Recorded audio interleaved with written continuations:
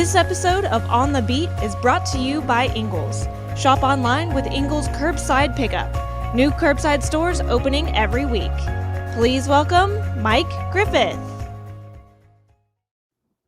Well, hey everybody, Mike Griffith here. I hope you guys had a great weekend. I hope you're off to a great week. We're getting close to the start of school and the start of football season, right? So Georgia begins practice. I believe it's going to be August 4th or August 5th, formally practice. You know, they've been working out all summer. You've seen those videos of Scott Sinclair pushing these guys, running stadium steps in this 100-degree heat. Georgia, always one of the best conditioned teams in college football. I've said it before. Georgia's not for everybody.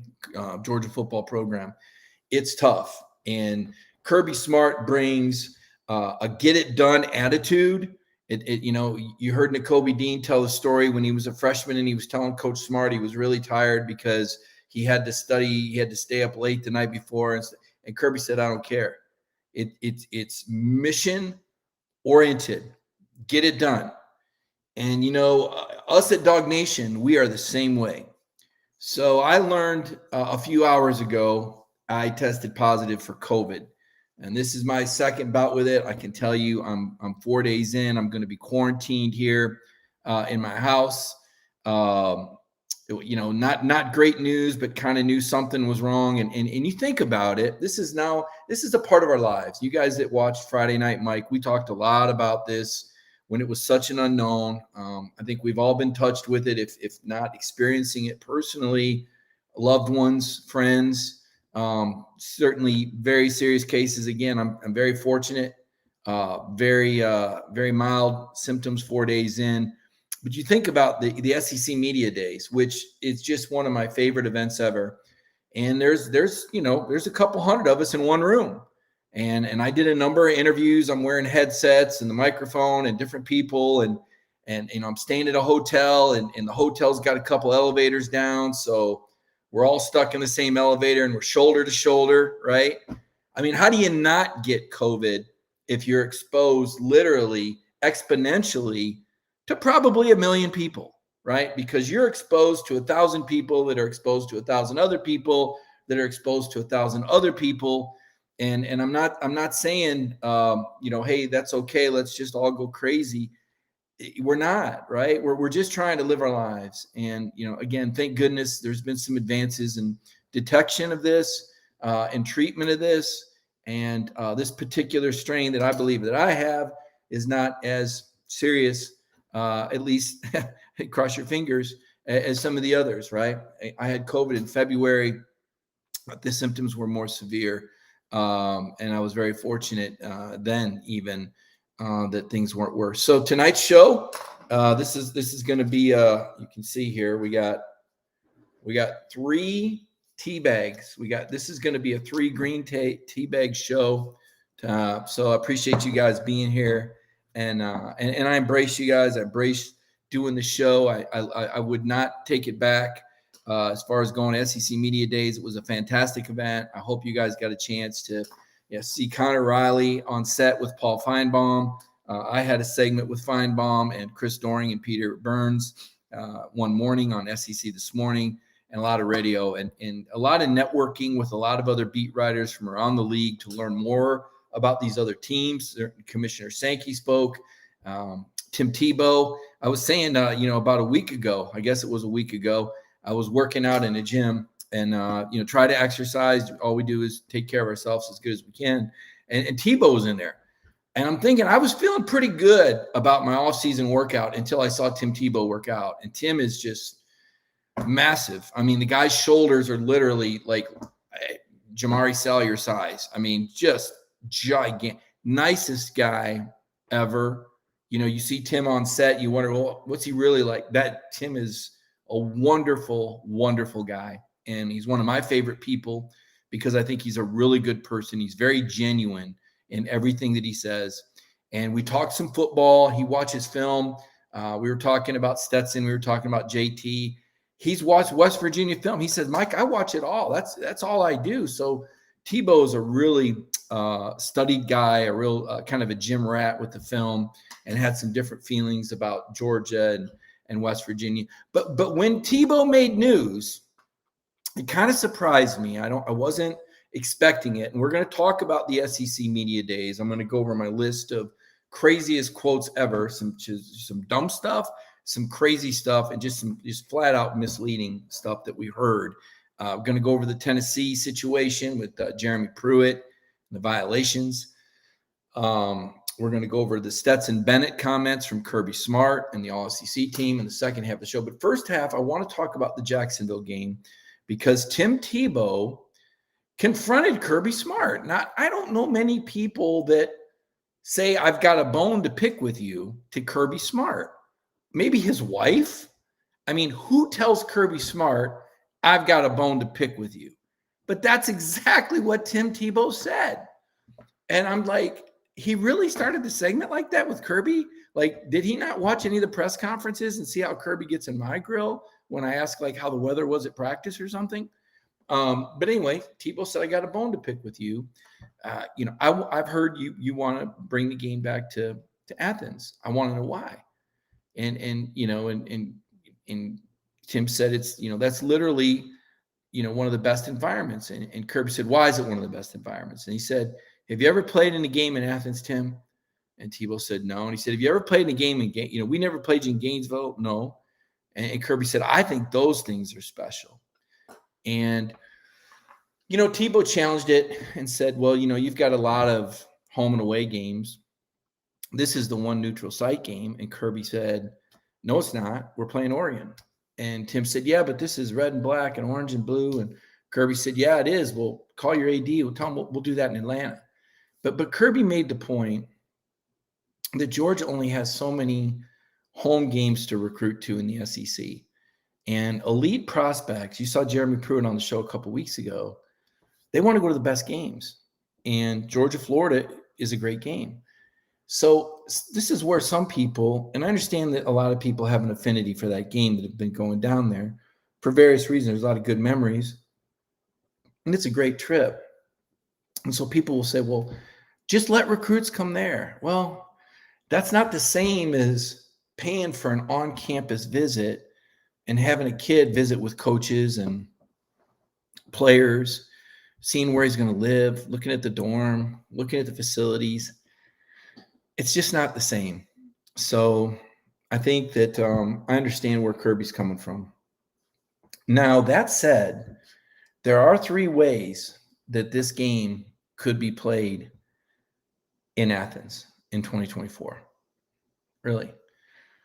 So one, if this 9-game schedule gets adapted where there's, 5 away, 4 road, theoretically, you could have a rotation between Athens, Gainesville, and Jacksonville. That's one thought. If there's a 9-game schedule model, we don't know if that's going to happen. Another way that 2024 could happen, the Jacksonville Stadium, TIAA Bank Field, needs significant renovations and improvements for the Jaguars. When that happens, maybe the stadium's not available in 2024. And that's another way it could be in Georgia, is if the Jacksonville Stadium renovation starts to go down. And the third way is just if Josh Brooks and President Jerry Moorhead say, you know what, Kirby, we hear you, man. If you think that's what's best for Georgia football, we're going to back you up. We just gave you a $112.5 million contract. And if you say this is what's best, then, maybe we could make another $5 or $7 million by playing that game in Jacksonville. But if you believe that value of that weekend is significant to Georgia competing for championships, then we're gonna listen to the head coach and we're gonna do what you want. So those are the three ways that Georgia could be playing at home. I mean, this year, one of Georgia's designated home games is Florida. You'll notice on the schedule, there's only 3 SEC home games in Sanford this year, right? Tennessee, Auburn, and Vanderbilt. Florida was a designated home game this year that's going to be played in Jacksonville. So And all Kirby's saying is like, look, I've got to recruit against other coaches that get to bring recruits to their best game of the year. Alabama, Auburn. Top recruits want to go to that game. Alabama, LSU. The best recruits want to go to that game. Now, I think I've explained why you can't simply make it where recruits can go to Jacksonville, because it's not the same. Even if you bring recruits in, well, so what? You don't have any time to spend with them. They can't hang out with players. They can't see the campus. They can't see Athens. They can't see the new facilities. They can't hang out with future teammates. It's like, that's not a visit, okay? There's just so many reasons why. But tradition, well, there's a lot of traditions, but traditions come and traditions go, and things change, right? And I look at the Georgia model for success, and you are some of the most loyal, knowledgeable fans in all of college football. And I've always been puzzled when I covered Auburn or Alabama or Tennessee, like, how come Georgia doesn't win national championships, right? 1980, right? How many times have I heard that the first 4 years I was on this beat?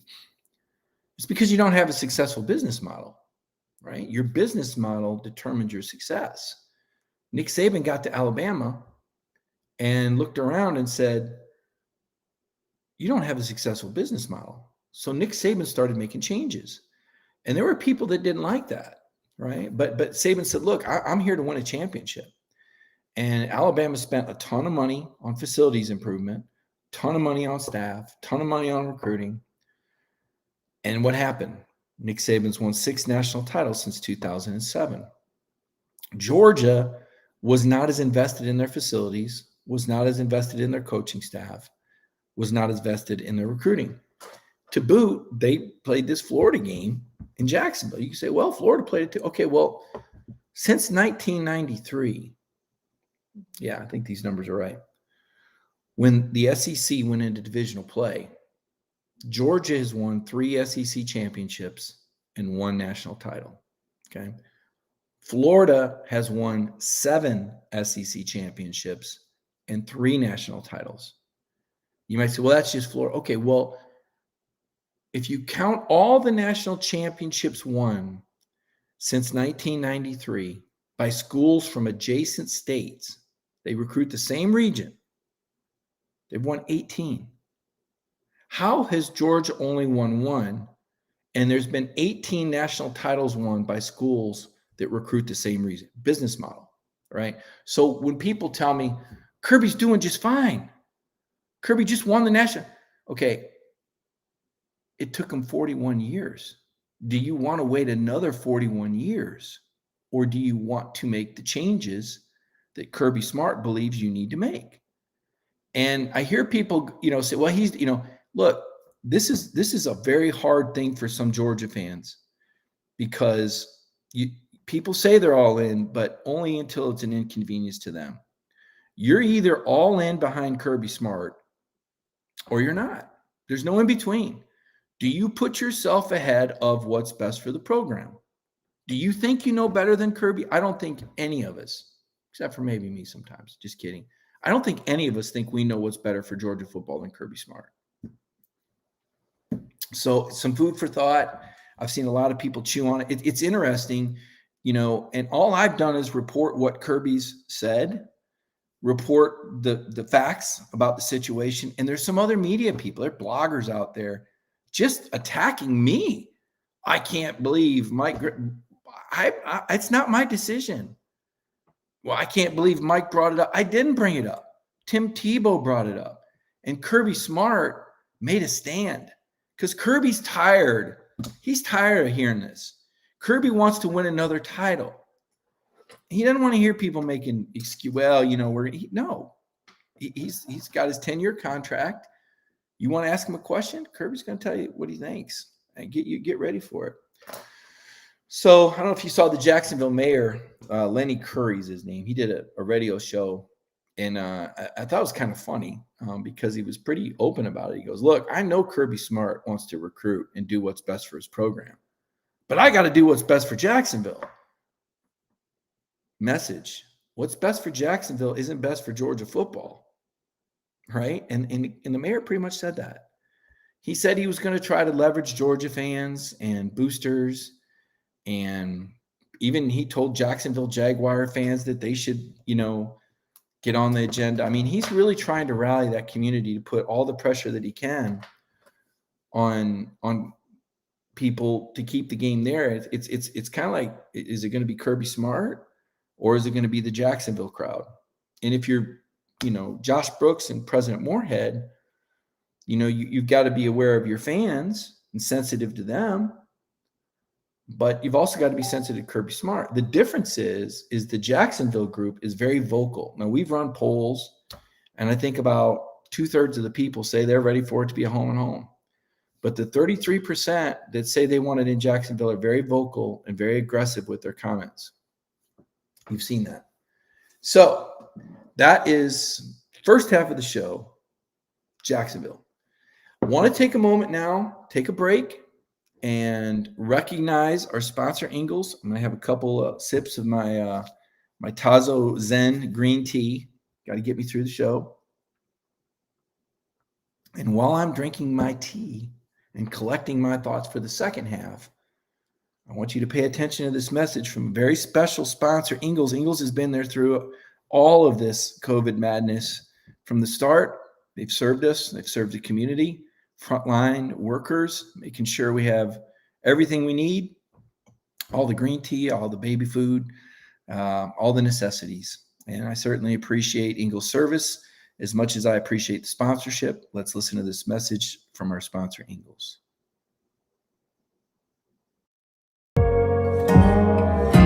It's in our hearts to feel for you. There's been ups and downs, turnarounds, good days and some bad. But we stand together for worse and for better. We'll always have your back with open arms, heart to heart, hand in hand. Community strong. Community strong. So you saw last week that Tennessee was served their notice of allegations, 18 level 1 violations. You're like, wow, that's a lot of stuff. Yeah, but here's the thing. Tennessee pretty much self-reported all these violations. This was not a shock to Tennessee. This wasn't like Tennessee going, oh my gosh, we didn't know. No. Tennessee was very aggressive in reporting this and investigating this. Not only firing Jeremy Pruitt, but firing 9 of his assistants. They basically cleaned house. And because they cleaned house and because they were very aggressive in their self-investigation, I think there's going to be some leniency with the penalties. You've already seen the NCAA, and I kind of agree with this. Don't penalize the guys that weren't involved. That's not fair. Tennessee had I think 44 players off Jeremy's team weren't there the next year. And a lot of those guys were guys that were involved in these infractions. So the guys that are there now, I can't tell you none of them were involved in any of the infractions for sure. But in the reported infractions, they weren't involved. So there's no need to penalize guys there.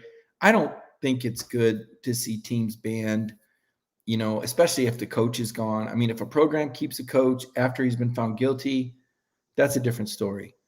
But Tennessee basically came in and said, all right, we're going to cut all the bad stuff out. And we had Jeremy on a couple weeks ago, and in Jeremy's defense, you heard Jeremy tell us on this show, don't believe everything you hear. Look, I don't know. I'm not an NCAA investigator. I've done a lot of NCAA stories in my career. I covered Alabama's investigation and Auburn's investigation in the 1990s. I was involved in Tennessee's investigation in the late 90s. So I've done a lot of NCAA work. I understand how it goes. I understand the process, Tennessee basketball. Lane Kiffin, I've written more than my fair share of NCAA stories. And it always comes back. It's not typically the crime that gets programs in trouble. It's the compliance. Okay, everybody makes mistakes, but what did you do when you made the mistake? Did you self-report? Did you investigate it? How did you fix it? And I think Tennessee's getting big points for the way they fixed it, right? They fired everybody associated with, and they were very thorough, and they fired, they spent over $800,000 on their legal counsel doing this. So I don't think Tennessee's going to get penalized very much, and I don't think they should. The findings were that Coach Jeremy Pruitt and his staff spent $60,000 in inducements and funded visits during the dead period, during COVID dead period. Let me tell you, that's a drop in the bucket. $60,000 is peanuts compared to what's going on in college football and what has been going on. Try 600,000. Try 6 million. I mean, college football has had so much going on behind the scenes, and really the only way you get caught anymore, because the NCAA work is so reduced, is somebody from your own staff has to turn you in. And that's pretty much what happened with Tennessee. Some of the infractions, someone arranged for a recruit's mom to get a $225 visit to a nail salon. Calhoun's on the River food bill, right? Trip to Gatlinburg for $270. And then, yes, there was a McDonald's meals were funded. So there was some McDonald's, but you just look, you say, this is so petty. This is not the big stuff. I mean, think about it. I want you to put this in perspective too. This all happened in 2022. And I'm not saying that, what Jeremy did was, fine and dandy and okay. But we're talking about $60,000 being a big deal here. Tennessee reportedly has spent $8 million on a football player, thanks to the NIL. I mean, so on the one hand, we're going, you got to punish them because of $60,000 of inducements. 2 years later, we're like, oh, yeah, they gave a guy $8 million to come play for him. This kid from California. Yeah, no big deal. I mean, that's a 180. I think Jeremy Pruitt was ahead of his time. And if you think for a second that this is the first time that Jeremy Pruitt, or I guess what I'm saying is, I don't think Jeremy Pruitt is that different from many coaches in the SEC in many respects, okay? There's different degrees of it. I kind of compare this to speeding. It used to be we had the NCAA rules, and they were kind of like speed limit signs, right?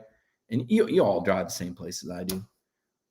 Speed limit 65. Okay, I better slow down to 72. Well, now there's no speed limit signs. So there are no rules. Like Lane Kiffin said, yeah, for the most part, it's like, spend whatever you want, do whatever you want. Those speed limit signs, not everybody drove 55 or 65. Let's be honest. But the suggested speed limit signs at least kind of kept it, somewhere, in orbit, right? But now that there's no speed limit signs, it's crazy out there. It's a jungle. And that's where, you're seeing initiatives for fundraising at Georgia, at Tennessee. You see Classic City Collectives, right? We talked with Matt Hibbs, and they need to raise money. Other programs are raising more money than Georgia. Do you know why? Because they're hungrier. Georgia, as you heard Jeremy say, Georgia's got relief syndrome. Yeah, we got our national title now. Looks like Kirby's doing just fine. Other programs are like, must-have title. It was crawling through the desert for that drink of water. They'll do whatever it takes. Tell us, we'll spend whatever we need to spend. They're desperate.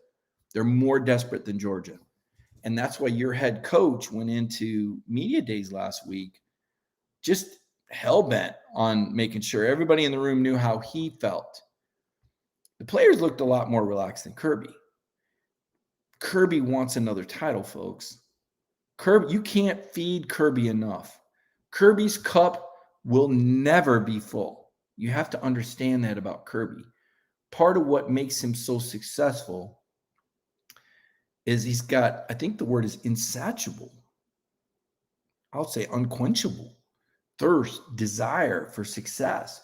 The day that Kirby feels complacent, he's walking away. I don't know if it's 5 years or 10 years, but understand what motivates your coach. Understand the animal that we're talking about. You go to the zoo. There's some animals in the petting area, okay? If you want to go pet Shane Beamer, he's not going to bite. But don't stick your fingers between the cage of the Kirby Smart because he bites. He's hungry, folks.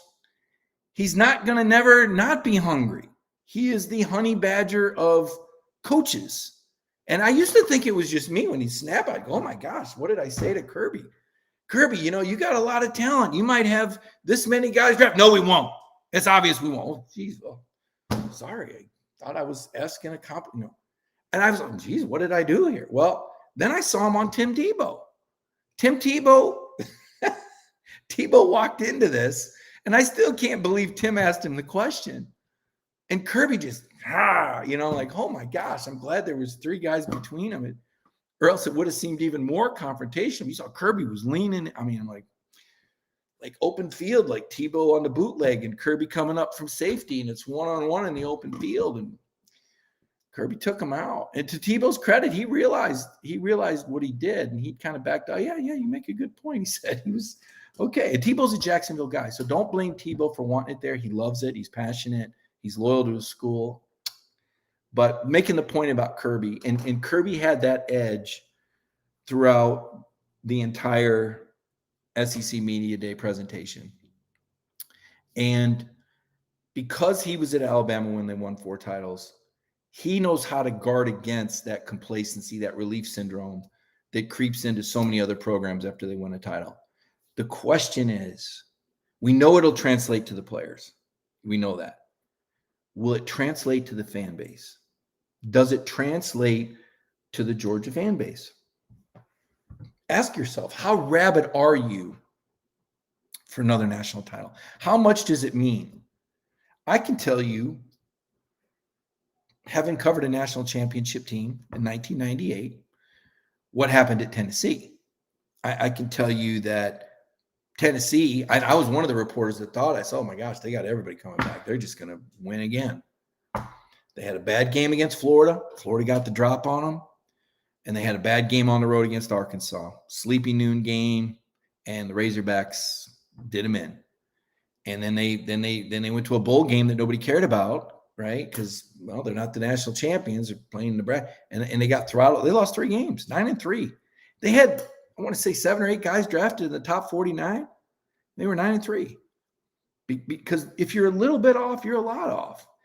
And I think Kirby and the Dogs have a schedule that's more challenging than you think. Now, there's not a game on there that I'd say they're going to lose to that team.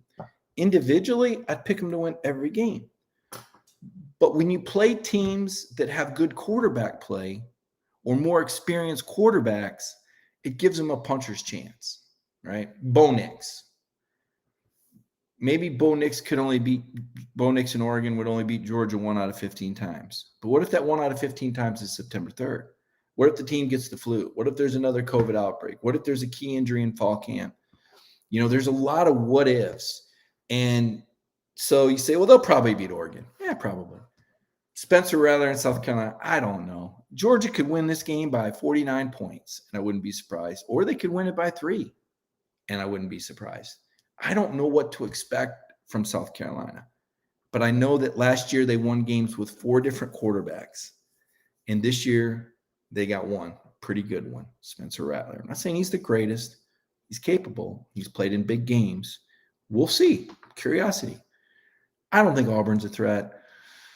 I don't think Brian Harsin's going to make it through the year. I hate to say that because I like it when Auburn's good. I kind of have a warm and fuzzy spot for Auburn because they're the little guy in the state. They're a proud group. They're feisty. They're usually pretty tough. I just don't see it happening there, man. It's unfortunate for Auburn. I think that's probably a pretty easy win for Georgia. Tennessee has some upside with Hendon Hooker, that wide open style of play, the hurry up. Kirby's teams don't get hurried up, you might notice. That might work against other teams, doesn't work against Georgia. Kirby does a really nice job, substitution and packages. So while I think Hendon Hooker and the Vols are going to be dynamic and score a lot of points, I suppose there's a chance, but I don't think they'll beat Georgia. That's not, the 2 games that I think about a little bit more of danger zone games. And again, these are 2 games that Georgia could win by 4 touchdowns, and I wouldn't be surprised. On the road at Mississippi State, because of the way Mississippi State played Georgia in 2020, they held Georgia to 8 yards rushing. Pretty impressive. They bring back a lot of experienced guys. Now, I don't know how beat up Mississippi State will be by then. They could be, 3-4 or whatever, 3-5. I just know that I've covered games in Starkville before, and it's kind of, as I've said, it's not the end of the world, but you can see the end of the world from there. I mean, it's one of those remote, way off places where the guys feel like they're in another universe. Cowbells are ringing. It's not the biggest stadium. Maybe it's a night game. Mike Leach. Danger. Trap game, because Kentucky's the next week. So the Mississippi State game is one I got to go, I wouldn't pick Mississippi State to win. But if I look at maybe games, that's one of these, maybe 1 out of 10 times, right? And Kentucky, finally Kentucky, you're playing at Lexington in November. I can tell you it's cold. It can get real cold there. And this is a tough team. We'll see what Will Levis does. We'll see if he's really a first-round pick. So some of the crazy comments, I want to wrap up with this. When Nick Saban was asked about losing to Kirby and Jimbo in the same year, I got to give Saban credit, right? He's a pretty cool customer, and he's always in charge of the interview. Even if you rattle Nick Saban, he's not going to show you that you rattled him. I guarantee you he did not like that question. So he hemmed and hawed and said, well, you play these guys enough times, sooner or later, it's almost expected. He's trying to take the juice out of the question. He's trying to downplay it when he shrugs his shoulders and acts like, listen, you think for a minute he's not furious about? Of course he's like Kirby. So I'm trying to think of an animal that may not look fierce, but it really is. Now, we've seen sometimes Saban flare up, but when he speaks, he just seems like a really calm, matter-of-fact guy. But don't be fooled by that. Okay, because there's a passionate tiger inside of this guy. He's just very good at disguising it. Kirby, to his credit, is transparent. Now, when he speaks to boosters, he's a different guy.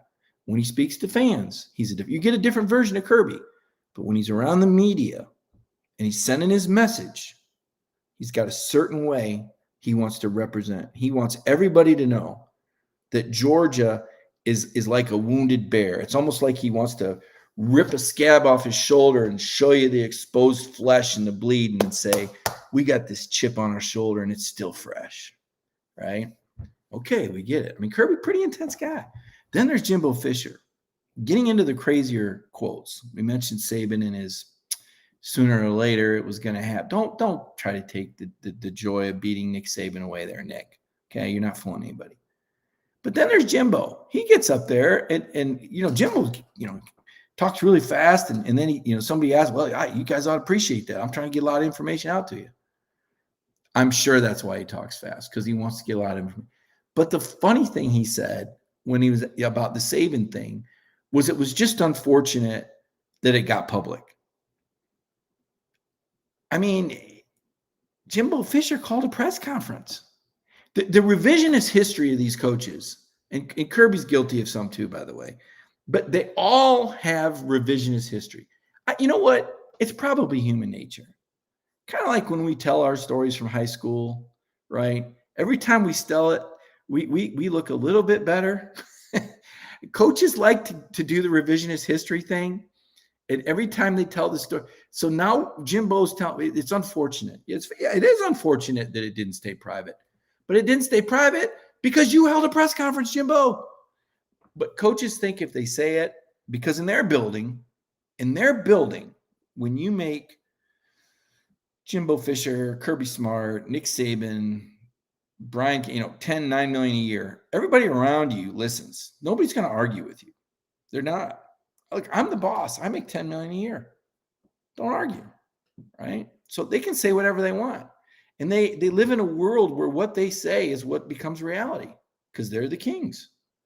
And as I said, when coaches start believing their own BS, they're in trouble. I don't think Kirby believes his own BS. First of all, I don't think he throws a lot of BS out there. But when he does, he knows it's BS. There's some coaches that start believing their own BS. I don't think Nick Saban and Kirby are two of them. I wonder if Jimbo Fisher does. That'll be interesting. Finally, we were asked on our call this morning by BJ Sweeney, our boss. For those of you that have come to our Dog Nation tailgates, and they're really worth coming to, or gone on the Dog Nation cruise, you've met BJ. He's a big part of our team. If we didn't have a boss like BJ, we wouldn't be doing the things that we're doing. We do things at Dog Nation that nobody else has even thought about. And everybody's pretty down to earth, whether it's me or you guys see a lot of Connor now. Connor's doing a lot of cool stuff. Centel is, Jeff is our petting zoo guy. I don't know anybody that doesn't love Jeff. Of course, Brandon Adams every day on Dog Nation Daily. BA brings it every single day. I can't tell you how hard that is to be on your point every single day, day after day after day after day. And Brandon brings it. And but you get to know all of us. I just don't know another media entity that does it like that. There's other good ones, by the way. There's very good journalists out there on the Georgia beat. I respect all these guys on the beat, just so you know. If they're credentialed, they're the real deal. And that's my, when you see stuff on Twitter, is this guy credentialed? Does he go to the game? The guys that are credentialed, I think they're pretty strong. But our team, we do things a little different. And, getting back to BJ, BJ said this morning, I want to know, was there anything, what's the craziest thing you heard at media days? And without hesitation, it had to be when the Vanderbilt coach said that one day Vanderbilt would be the best program in the country. I wrote in my column that here in Georgia, we'll just settle for them showing up for the games when they're supposed to. I mean, and then I heard later somebody said, no, he didn't say the best team in the country. He said the best team in their county. I guess Tennessee State's there, Middle Tennessee. I said, oh, for goodness sakes. I get it.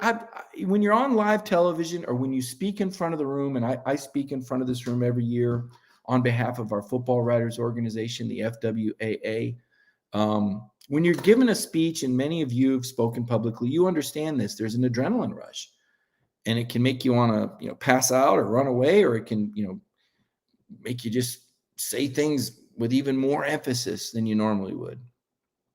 I wonder if Clark Lee drank too much caffeine or just felt too strong in the moment on that stage. Surely he didn't plan to say that one day Georgia would, or that one day that Vanderbilt would be the best team in the country. That had to be something that, sometimes when you speak publicly too, you kind of go on autopilot and you'll say, gosh, what did I say? Did I say anything bad? Sometimes when we get done with the show, I'll say to Carvel, did I say anything crazy? I don't remember saying anything, because it's not scripted. I'm not reading off a teleprompter, right? I mean, I have an idea of, write down a few notes, right? Here's some things I want to talk about. That's it. That's my notes. That's my preparation, right? Got a few stories on my screen if I want to look for a quote. But I'm not a big fan of the scripted show when I'm talking to you all. This is a conversation we're having. Clark Lee couldn't have written that down, could he? I mean, certainly I'm going to say that someday we're going to be the best team. That's probably the kind of stuff that he said so many times in recruits' living rooms, and kids are going, oh, yeah, okay, yeah, because again, they go in the living room, oh, we got the Vanderbilt head coach here. Ooh, what did he say? Well, he said one day they'd be it probably just slipped out. But that to me was far and away the craziest thing that I heard. So, yeah, it was a great week at the SEC Media Days. I hope it wasn't a super spreader. I hope nobody else caught COVID. I could have got it in an elevator. But there's a lot of people around in a small area, and this is where we're at, 2022. And hopefully, eventually this thing plays out. I'll take a look at your questions before I go. What do we got there? Isaac Cruz wants me to quote Kirby after the Auburn game. How about those blanking dogs? Yeah, that was pretty cool. Brian Kelly couldn't beat an SEC team at Notre Dame. So this should be interesting how now that he's LSU, Travis McCullough. I actually am bullish on Brian Kelly. I think Brian Kelly's an excellent coach. I don't know many teams that could beat Alabama outside the SEC. In fact, I don't know many teams in the SEC. If we're being honest, Georgia's only beat them once out of 5 times. So I can't hold it against Notre Dame, where they're very picky about who they recruit and the standards incoming. Brian Kelly is going to have less interference to recruit than ever. I think if Brian Kelly's given 3 years, I wouldn't be, if I had to guess. Now I'm going to say it. If I had to guess, Brian Kelly's going to win the SEC East at some point, or excuse me, the SEC West. Brian Kelly is, I'll rephrase that because I know they're talking about going to one division. Brian Kelly is going to have LSU in the SEC championship game in the next 4 years. Prediction. I'd put my money on it. Some thoughts there. Let's see. Here we go. Nice quote from Kirby's visor on Dog Nation. You know, John Foster, I did not find out who voted for Vander, but I'm not a fan of that. I'm disappointed. This is a great quote.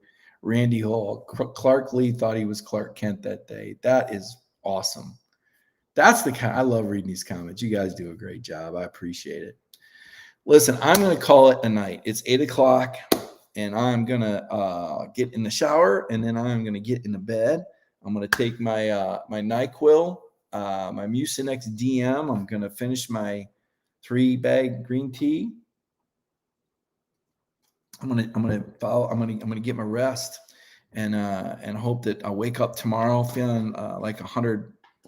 Is that a saying? That's not a saying. The brain fog is creeping in on me. I just gave you a cliche that doesn't. I want to wake up feeling like $100. That's not very much. I think you want to say you want to wake up feeling like $1 million. I'm losing it. Breaking down here. Oh my gosh. I love this quote. Who's this quote? It says Mike Leach looks like a possum. Wow. It's good. You know, maybe that should have been the theme tonight. If SEC coaches were zoo animals, which one would they be? As I told you, I don't know. Kirby's the one. I'm going to say maybe a bear. You know, you reach through the bars. It's your own pair. I already said a badger. I already said Kirby was a badger. With the media, of course, he's a wonderful guy with his family, and he's a tremendous ambassador for Georgia. I'm just talking about media dealings, kind of inside baseball stuff. It's fun. You know, I've learned that now. If Kirby's nice to me, I wonder if he's feeling okay. If he's nice to anybody at media day, right? You just never know. I mean, Kirby, that game face, man. I want that game face, though. I would much rather have Kirby game face than some coach that's just overly nice and you know he's not being authentic. I like that Kirby's authentic. So that's my thought. I tried to be authentic tonight. I hope I made sense. I hope everything I said made sense. I'll have to go back and watch this tomorrow and make sure it all made sense. I know it was a little crazy. Michael Carvel, thank you so much for doing the show tonight. Michael, a good friend of mine and a great producer. We love him at Dog Nation and really appreciate you guys tuning in. Don't forget tomorrow, Brandon Adams. He'll be back live again tomorrow, I think 10 o'clock. Connor may be doing that show, Connor coverage tomorrow night. A lot of good stuff from Dog Nation this week. We got a lot of stuff from SEC Media Days. I'll continue to do some stories, and I know Connor is going to keep it up well as well. So everybody have a great week. Thanks for joining me, and we'll see you again real soon.